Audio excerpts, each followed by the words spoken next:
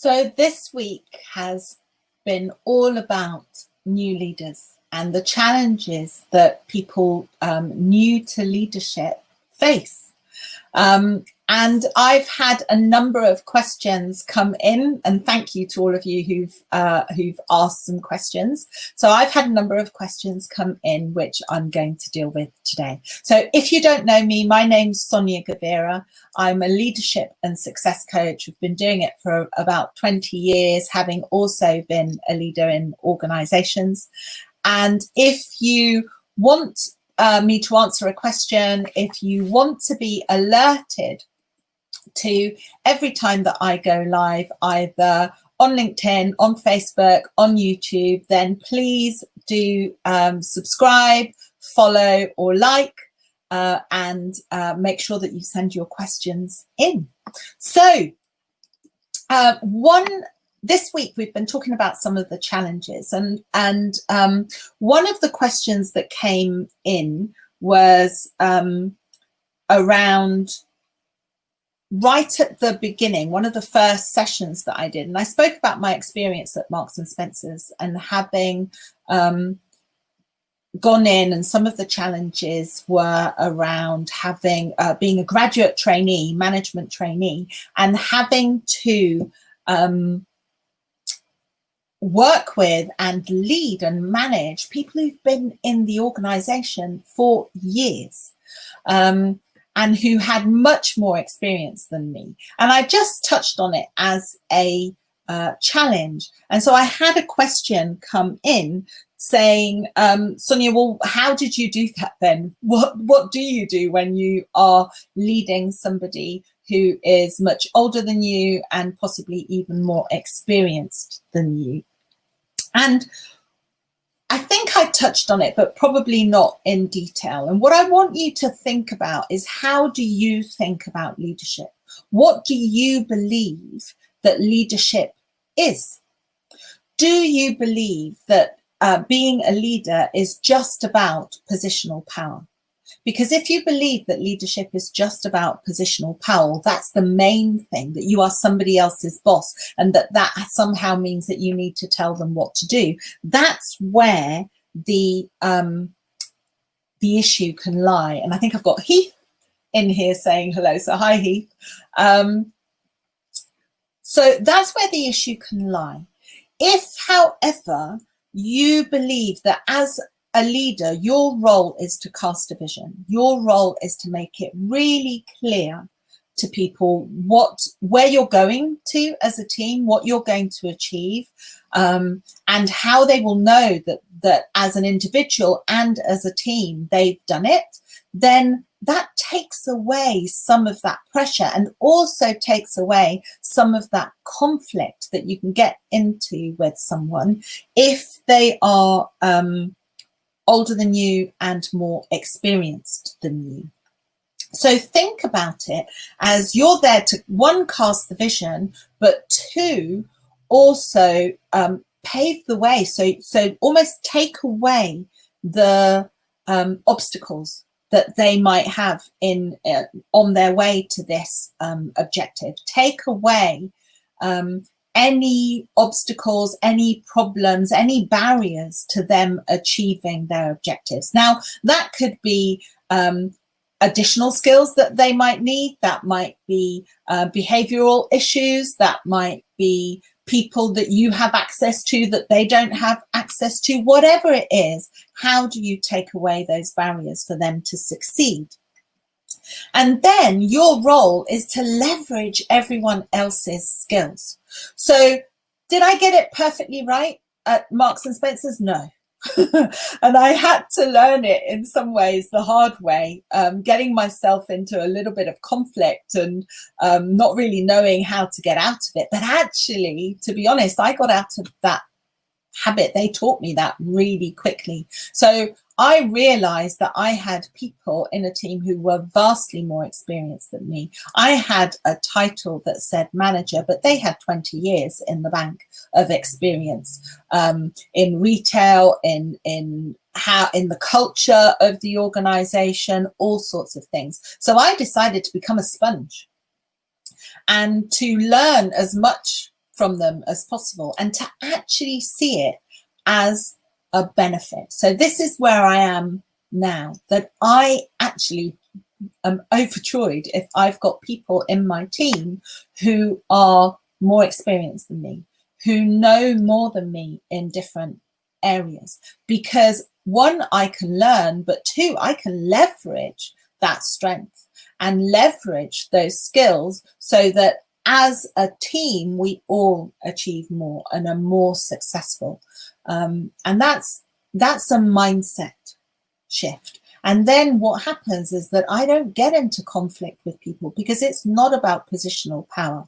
It's about how do we all work together and how can I help them leverage their skills. So that's one question that I got in this week. Then something else that's come in as well is somebody asking me, Sonia, I've been told that I need to be a transformational leader. And what is that? And how can I do that? And that was a really interesting one, because this is a person who I would describe in my roadmap. And if you want to have a look at my roadmap, you can download it here. She is definitely an operational genius and is moving to that explorer and guide area. Now, explorer is all about learning more about yourself. Who do you want to be as a leader? And then guide is about really taking your team and being able to, so once you know yourself, being able to take your team on a journey and get to know them better and how to get them working better as a team. And she's in between some stages. So she's been promoted into a position where she is leading a team of very good people, because she was an operational genius. She is an operational genius. She is amazing at delivery, and she is has been promoted because of her skill in doing that. And now she understands the need to make sure that her team is well, but what she's struggling with is what value she adds. So one of the key questions today was, Sonia, I know it's silly, but if I'm not the first to answer emails, and if I'm not doing stuff, and my team going to think that I'm not doing anything? What value do I bring? How do I add value now? And what is it that I need to do to become that transformational leader? And what she's not realizing is that actually the time that she's spending with her team, the time that she's spending getting rid of barriers for her team's success, individually and as a team, is the value that she brings. And that actually, if she spends less time being the first to answer emails, responding to everybody, getting involved in situations where actually her team are more than likely able to do it themselves, she can spend more time looking at the issues in the broader organization, looking at what's happening in her industry, and therefore making even better decisions for her team and for the future of her team, but also better decisions for herself, her own development, the development of everybody in the team, and strategically for the organization.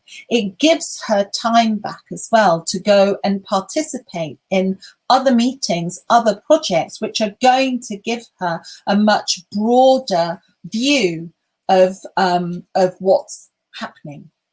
So this is something that I want all of you to look at. Have a look at this roadmap to leadership success and look at, where are you on that roadmap? Where are you right now? Are you in one area or are you straddling two? And in the roadmap, you'll see for free, I give you some questions to answer at each stage. And I also give you some exercises, if you like, or some questions to answer around your values, around your beliefs, around your vision, who you are as a leader. Depending on what stage you're at, I will be giving you the questions that you need to start asking yourself. So, for example, once you get to guide and you've got an amazing team, I'm going to ask you to re-look at who your stakeholders are. Who are the stakeholders in your business, in your organization, in your wider industry, and what are the things that you should be looking at now? So download that roadmap to leadership success and let me know where it is that you are on it.